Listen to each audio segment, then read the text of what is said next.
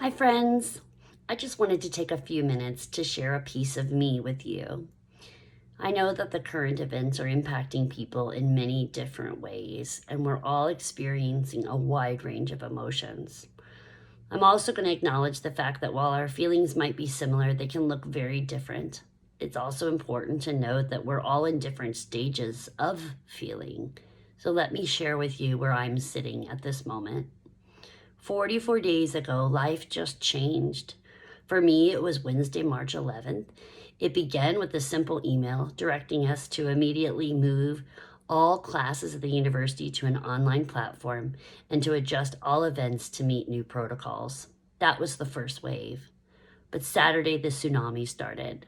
From that moment, it was game on. I was working 18-hour days for days, literally days. 10 days later, yes, 10 days, it was Friday, March 20th, when the shelter at home announcement was made. I got home around 8:30 that Friday night, and that is the first time I stopped and opened my eyes. I took a breath, and the magnitude of everything going on around me started to hit. I looked around and I realized I have two teenage daughters in the house that I haven't taken the opportunity to sit down and have a discussion with to find out how they were feeling. I realized I had no food in my house. If you don't know me, cooking is not one of my talents or passions. I needed food. I needed toilet paper. I needed stuff. And worse yet, I had to sit down and plan out what I needed. Also, not a gift I possess in my personal life. So the next day, it was Saturday at 11:30 in the morning, I went to Walmart. I had already resolved myself to the fact that it was going to be a complete zoo, but it wasn't. There was an eerie calm in the store, and I found myself surrounded by others who appeared to just be doing our normal grocery shopping, except there was no toilet paper, no butter, no meat, no cheese, and of all things, no flour. I guess baking sounded like a good activity to do at home. It was all really strange and eerie and really, really uncomfortable. Honestly, I couldn't wait to just get back to work, and I know how awful that sounds, but that was my instinct, was retreat to something that felt normal. It took me a good week to settle into this new normal, but wow, when I actually did, I was still. Not by choice, of course. I would never choose still for my life. My anxiety doesn't appreciate it either. But in that moment, I was still, and I listened, and there was an overwhelming peace and calm that came over me. Dealing with anxiety for me, and I know this will sound odd, but when things get so far gone and out of control, my body and my mind just give up. The anxiety actually dissipates.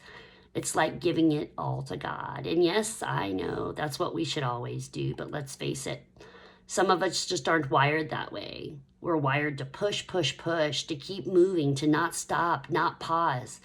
I can't imagine who I might have gotten that trait from.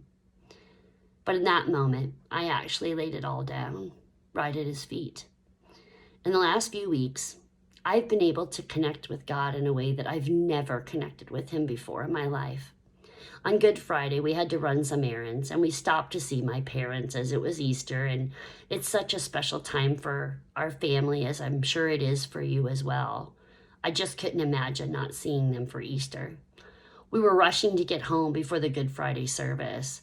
I rushed in, threw down what I needed to on the counter, and sat down at the table and opened Facebook to tune in to the live service. I listened as my dad talked through the expectations that we should use this time to examine ourselves to ensure that our relationship with Christ is authentic and genuine, and to participate with a heart that is purposefully thankful.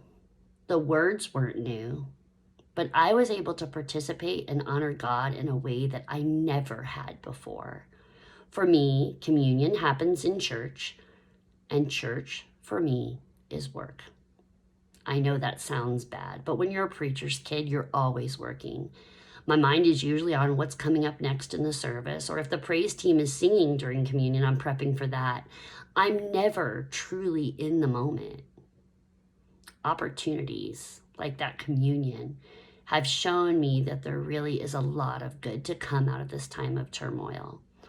In Mark chapter 4, we read the story about how Jesus was on a boat with some of his disciples during a terrible storm. The disciples were frightened and convinced that their boat was going to sink. Jesus was saddened by the fact that they were not more at ease, because as long as he was with them, they would not be harmed. He saw that they had little faith.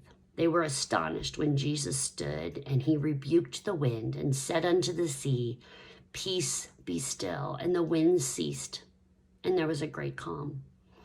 I guess that really is the message. Be still. Just sit in it. Whatever you're feeling, be still in this moment. I know that can be difficult, especially if you're already dealing with depression or anxiety, or even if this is a new paradigm for you. It's okay to be exactly where you are. Just be in that moment and pray. And if you don't know what to pray for, just listen and trust God. Be open to what this time could mean for you, for your relationship with God, your relationship with your spouse, your relationship with your children. Don't miss the opportunity to be still. Psalm 62, 5-6 says, "Let all that I am wait quietly before God, for my hope is in him. He alone is my rock and my salvation, my fortress where I will not be shaken." Friends, I want you to know that I miss you. I miss our visitation time on Sunday mornings. I miss worshiping with you. And I miss wrapping my arms around you and giving you a hug.